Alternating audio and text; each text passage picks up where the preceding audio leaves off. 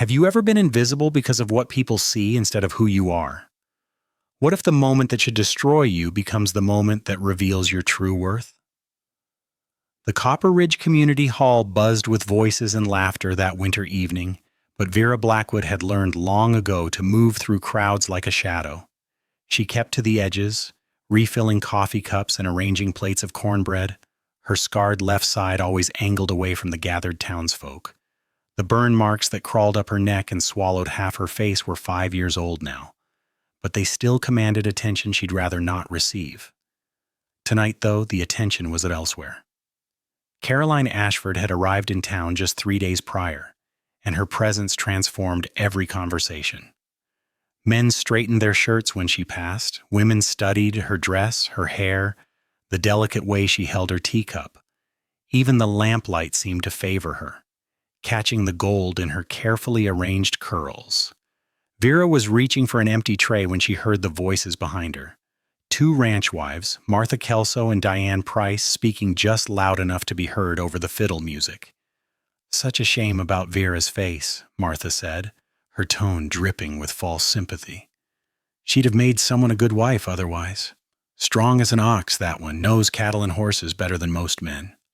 "Now look," Diane replied, "Caroline just arrived and she's got every man's attention. Even Tad Merrick can't keep his eyes off her. She's prettier, that's for certain. That's just how the world works." Vera's grip tightened on the serving tray until her knuckles went white beneath the scarred skin. She didn't turn around, didn't respond, just lifted the tray and continued toward the kitchen, each step measured and controlled. Across the hall, Tad Merrick stood among a cluster of ranchers, all pretending to discuss cattle prices while watching Caroline move through the room. He was a practical man, widowed for 8 months now, trying to run a ranch and raise his 7-year-old daughter alone.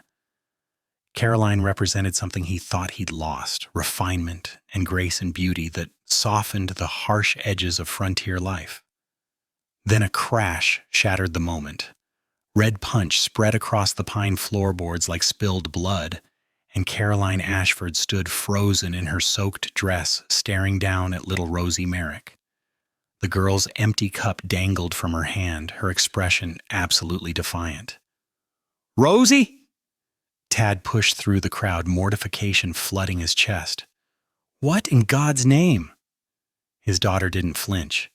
She just looked up at the beautiful woman and said clearly, "You talk too much about yourself." The hall went silent. Caroline's carefully composed face cracked slightly, shock and indignation warring across her features. Tad grabbed Rosie's arm, already forming apologies, but when he looked up, he caught something else. Vera Blackwood, disappearing through the back door into the winter night, and if he wasn't mistaken, there was the smallest hint of a smile on the scarred half of her face. 3 days had passed since the social, and the sky above Copper Ridge had turned the color of old copper pennies. Vera stood in the corral, one hand on the neck of a black Mustang that had been fighting her for the better part of an hour. The horse finally stood still, sides heaving, nostrils flaring with each breath. She felt it before she saw it. That change in the air that meant trouble was coming fast. She looked up. The clouds were moving wrong, building on themselves in ways that made her stomach drop. This wasn't just weather. This was the kind of storm that buried livestock and trapped families in their homes for days. She had maybe 2 hours before it hit, maybe less. Vera swung onto her own mare and kicked her into a gallop. She needed to warn the neighboring ranches, needed to make sure everyone had time to get their stock close and their people inside. The wind was already picking up, carrying the sharp bite of snow that hadn't fallen yet. She hit 3 homesteads in 40 minutes, each time delivering the same warning before moving on. The Merrick Ranch sat at the far end of the valley, isolated and exposed. When she rode up to the house, only Rosie appeared on the porch, wrapped in a shawl too big for her small frame. "Where's your father?" Vera called, not bothering to dismount. "Rode out to the northern pasture," Rosie said, her voice carrying that edge of defiance Vera recognized from the social. "Wanted to bring the cattle closer before the weather turned." Vera's jaw tightened. the northern pasture. That was 3 miles out, exposed ground with nothing but an old line shack for shelter. When did he leave? This morning, early. Rosie hugged herself against the wind. That Boston lady asked him to show her the wild country, said she wanted to see what frontier life really looked like. Of course she did. Vera looked at the sky again, watched the clouds rolling in like a dark ocean wave. Caroline Ashford had no idea what she'd asked for, and Tad was too much of a gentleman to refuse a lady's request. They were both out there, and that line shack was barely standing the last time Vera had seen it. She could turn back. She could ride to town, get to safety before the storm closed in. No one would blame her. Caroline certainly wouldn't have done the same for her. But that wasn't how Vera was built. She thought about Tad trying to get back with Caroline unprepared, and his horse already showing signs of strain the last time she'd seen it. She thought about that little girl standing on the porch, trying so hard to be tough when she was really just scared. Listen to me, Vera said, looking down at Rosie. You get inside and you stay there. Keep the fire going and don't open that door for anyone except your father or me. You understand? Rosie nodded, something shifting in her expression. You're going after them? I'm going after them. Vera turned her mare toward the north. The wind hit her full in the face now, carrying the first scattered snowflakes. She had an hour at best, maybe less. She dug her heels in, and her mare leaped forward, racing against the storm that was coming to swallow everything in its path. Behind her, Rosie watched until horse and rider disappeared into the gray distance, then turned and ran inside to do exactly what she'd been told. The world had turned white by the time Vera spotted them. 2 figures struggling against the wind, one horse limping badly, the other rearing and fighting its rider. She pushed her mare harder, closing the distance until she could make out Tad's face, tight with worry, and Caroline clinging to his arm. Merrick! Vera's voice cut through the howling wind. Tad's head snapped up, relief flooding his features before concern replaced it. Vera, what are you doing out here? Saving your neck. She pulled alongside them, taking in the situation fast. Caroline's face was already pale, her lips showing the first blue tinge of cold shock. The thin traveling cloak she wore might as well have been paper. Tad's gelding favored its front left leg, head low with pain. We were heading back, Tad said, having to shout now over the wind. Thought we had time. You don't.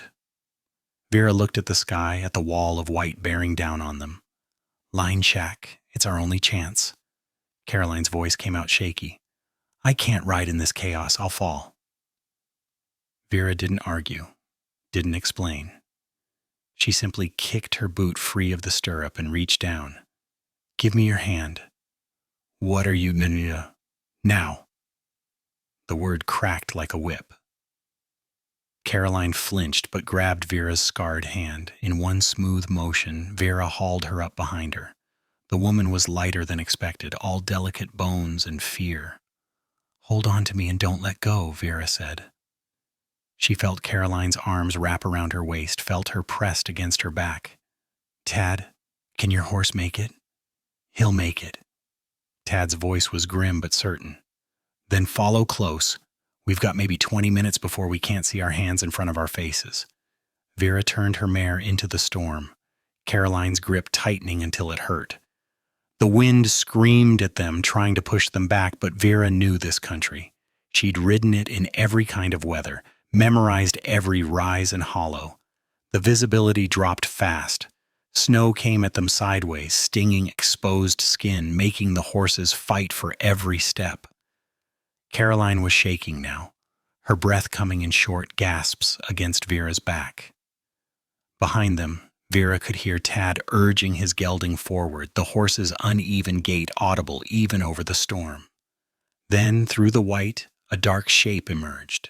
The line shack leaning hard to one side, half its roof gone. But it was shelter. It was survival. There! Vera pushed her mare the last 100 yards, felt the animal's relief when they reached the lee side of the structure. Tad pulled up beside them, already dismounting. They'd made it.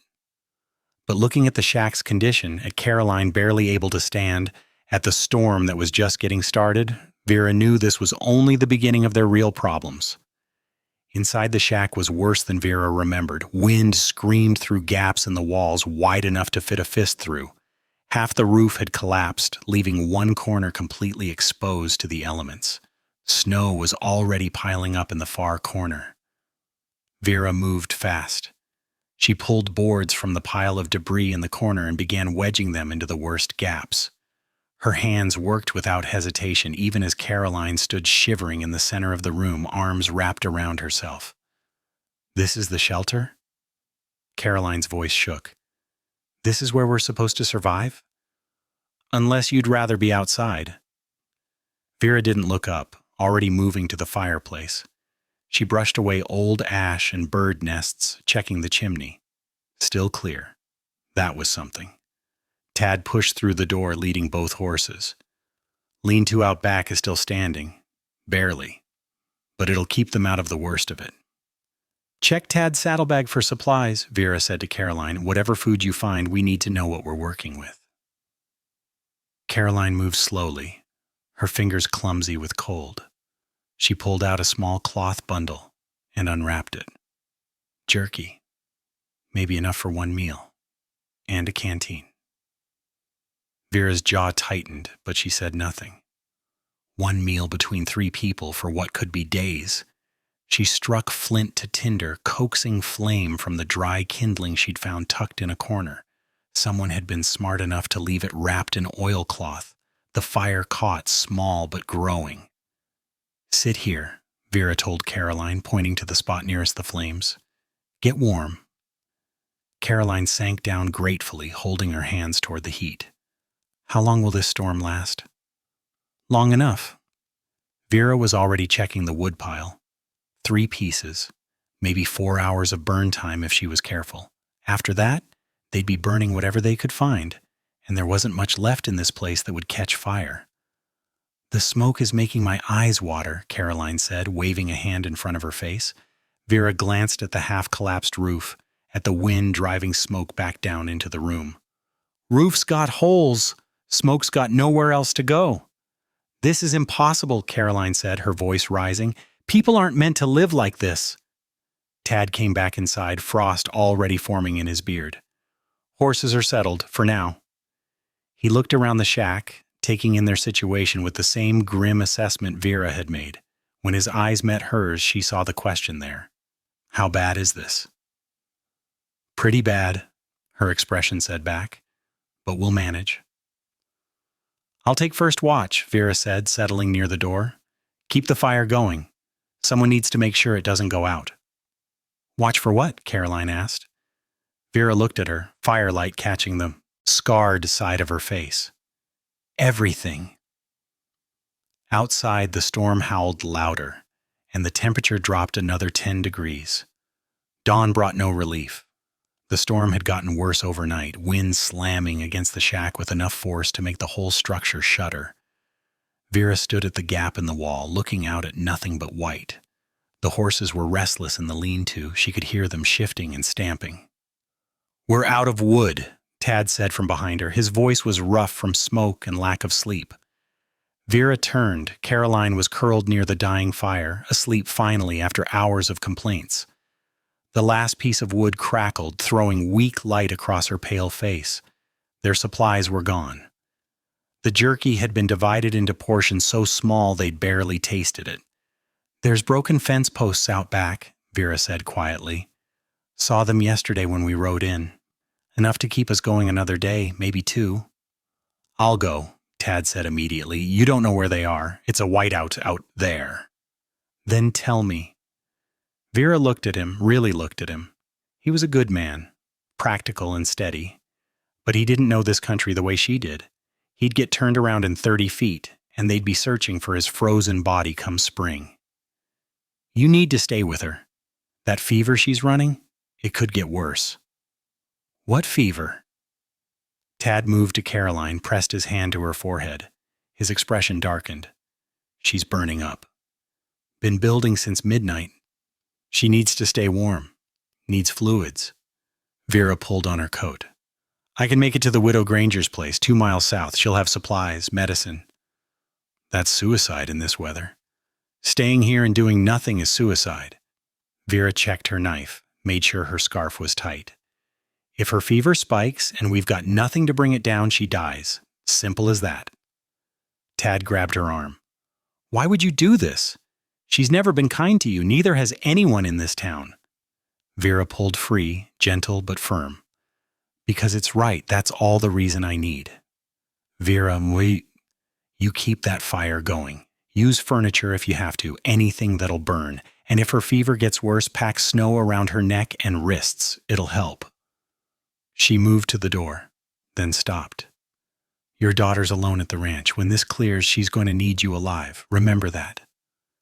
She pushed out into the storm before he could argue more. The cold hit like a fist, stealing her breath. Behind her, she heard Tad call her name once. Desperate and angry and afraid all at once. But Vera was already moving head down, trusting her memory of the land and her sense of direction. She had 2 miles to cover in conditions that could kill her in minutes. The Widow Granger's place or death. Nothing in between. Vera dug her heels in and pushed forward into the white. Tad stood staring at the door long after Vera disappeared. The wind had already erased any sign she'd been there at all. He turned back. To Caroline, watched her shiver even in sleep, and felt something twist in his chest that had nothing to do with worry for the woman in front of him. He fed the last of the fence boards into the fire, watching flames catch and spread. His hands moved automatically, but his mind was somewhere else entirely.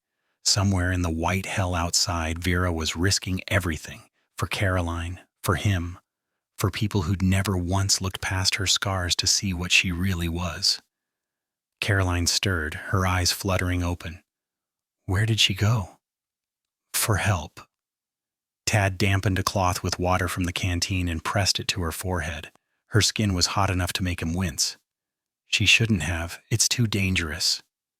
Caroline's voice was weak but carried that same tone of incomprehension she'd had since they arrived at the shack. Why would she do that? Tad thought about the question. He thought about the town social, about how he'd stood there watching Caroline like every other fool man, drawn to beauty because it was easy. He thought about Vera in the shadows, always in the shadows, invisible, because people chose not to see. Because she's better than the rest of us, he said quietly. The hours crawled past. He burned 2 broken chair legs and part of the door frame. Caroline drifted in and out of consciousness, murmuring about Boston, about wanting to go home. Every word confirmed what Tad had started to understand. This life, this place, it wasn't for her. Maybe it never had been. He remembered things now, little things he'd missed. Vera at the barn raising last summer, doing the work of 2 men and never asking for help. Vera breaking that wild mare with patience instead of force when every other hand had given up. Vera teaching Rosie how to braid her hair after his wife died. Quiet and gentle, never pushing, always there, always helping, always invisible. Why didn't I see it? He said to the empty room. The storm began to ease around noon, the wind dropping from a scream to a steady moan. Tad paced the small space, his worry for Vera growing with each minute. 2 miles in a blizzard, she could be anywhere. She could be frozen in a drift, lost, dying while he sat here useless. Then he heard it. Horses, multiple horses. He threw the door open. Through the thinning snow, 2 figures appeared. Vera, half frozen but upright in her saddle, and beside her, the Widow Granger on her sturdy paint, saddlebags bulging with supplies. Vera met his eyes as she dismounted, and Tad saw it clearly for the first time. Not the scars, not the damaged skin, just the woman who'd ridden into hell and come back because it was right, because that's who she was. You made it, he said, his voice breaking on the words. Vera just nodded and walked past him to Caroline, already opening the medicine kit. 2 days later, Tad stood in his own barn watching Vera tend to her mare. Caroline was at the main house, recovered enough to complain about everything from the food to the furniture. She'd already sent 3 telegrams to Boston arranging her departure on the next stage. "She's leaving," Tad said. Vera didn't look up from brushing her horse. "I know." "Says this life isn't for her, says she wants to go home where things make sense." "Can't blame her for that." Vera's hands moved in steady strokes, working out the tangles in her mare's mane. Not everyone's built for hard country. Tad leaned against the stall door. "Why'd you do it? Ride out into that storm for someone who's never said a kind word to you?" Vera's hands stilled. "You asked me that already." "You didn't really answer." She turned to face him and then, her scarred cheek catching the lamplight. "Because brave isn't about who deserves it. It's about doing what's right when it matters. That's all." The words hit Tad harder than they should have. He thought about himself at that social, drawn to beauty like a moth to flame. He thought about Vera standing in the shadows, always there, always working, always invisible because he'd been too blind to see past the surface of things. "I was wrong," he said.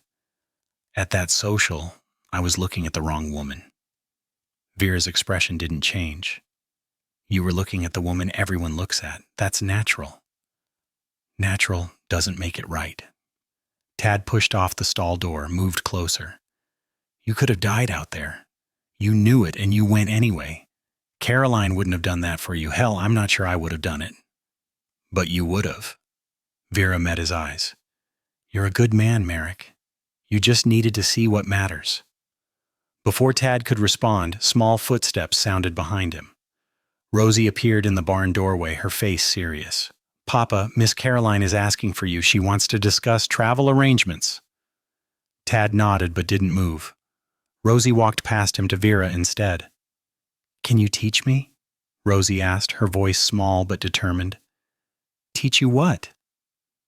"How to break horses like you do, without hurting them, without being scared." The girl looked up at Vera with something close to worship. "I want to be brave like you." Vera's scarred face softened in a way Tad had never seen before. She knelt down to Rosie's level. "Brave isn't about not being scared. It's about doing what needs doing even when you're terrified." "Were you scared in the storm?" "Scared out of my mind." Vera smiled, and the expression transformed her entire face. "But I went anyway." Rosie threw her arms around Vera's neck. The gesture was so sudden, so trusting, that Vera froze for a moment before slowly returning the embrace. When she looked up, her eyes met Tad's, and something passed between them that neither one could name yet, but both felt deep in their bones. The Sunday gathering came too soon. Vera had tried to avoid it, but the widow Granger insisted, said the whole town wanted to thank her properly for what she'd done. So Vera found herself back in the community hall, feeling the weight of eyes on her like always, but something had shifted. People nodded at her, smiled, made space when she passed. She slipped into the kitchen anyway, where she belonged, where she felt safe. Through the doorway, she could see Caroline holding court near the punch table, telling her survival story to a rapt audience. The beautiful woman had a gift for making hardship sound like an adventure, leaving out the fever, the fear, the fact that she'd been useless when it mattered most. Vera was arranging biscuits on a platter when she heard the familiar voices, Martha Kelso and Diane Price standing just outside the kitchen door. "Such a shame about Tad and Caroline," Martha said. "They would have made a handsome couple." "She's too refined for this life anyway," Diane replied. "But still, who will he find now? A widower with a child, not exactly a prize catch. And that Vera situation." Martha lowered her voice, but not enough. "Brave, yes, but let's be honest. A man wants beauty in his home, not just capability. She's useful, I'll grant that, but she'll never be pretty." Vera's hands tightened on the platter. Same words, different day. She should be used to it by now. Then a voice cut through the hall like a knife. "I want the one who's brave." The room went silent. Every conversation stopped mid-sentence. Vera looked up to see Tad standing in the center of the hall, His eyes locked on her through the kitchen doorway. He wasn't looking at Caroline, wasn't looking at anyone else, just her. He walked toward the kitchen, his boots loud on the wooden floor. People stepped aside, confused, curious, shocked. When he reached the doorway, he didn't hesitate. "Vera Blackwood," he said, clear enough for everyone to hear. "I'd like permission to court you proper, if you're willing." Vera couldn't speak, couldn't breathe. The platter shook in her hands. "I was a fool," Tad continued. "I was looking for pretty when I should have been looking for brave, for real, for someone who does what's right even when it costs everything." He took another step closer. "I want the woman who rode into a blizzard. I want the woman my daughter already loves. I want you." The hall erupted in whispers. Vera felt them staring, judging, waiting to see what the scarred woman would do. She opened her mouth, but no words came out. Then small hands grabbed her skirt. Rosie appeared at her side, looking up with desperate eyes. "Please say yes," the girl whispered. "Papa smiles different when you're around, real smiles, the kind Mama used to make him smile." Vera looked down at Rosie, then up at Tad, then at the room full of people who'd spent 5 years pretending she didn't exist. Her scarred face burned, but not with shame this time, with something else entirely. "Yes," she said, her voice steady and sure. "Yes, I'm willing." Spring came to Copper Ridge like a promise kept. The snow melted off the mountains, wildflowers bloomed in the meadows, and Vera found herself spending more time at the Merrick Ranch than her own small cabin. Not because Tad asked, though he did, but because Rosie had attached herself to Vera like a shadow. The girl was always there, watching Vera work with the horses, asking endless questions, testing boundaries the way children do when they're deciding if it's safe to love someone new. Vera answered every question with patience, let Rosie help with the breaking, even though it took twice as long, taught her to read a horse's mood by the set of its ears. Tad watched them together from the corral fence one afternoon, his daughter laughing at something Vera said, her small hands copying Vera's movements as they worked a rope. His chest ached with something he thought he'd buried with his wife. Not replacement, something different, something earned through shared storms and honest choices. "She's good with her," the widow Granger said, appearing beside him with her usual lack of warning. "She's good with everything." Tad didn't take his eyes off Vera.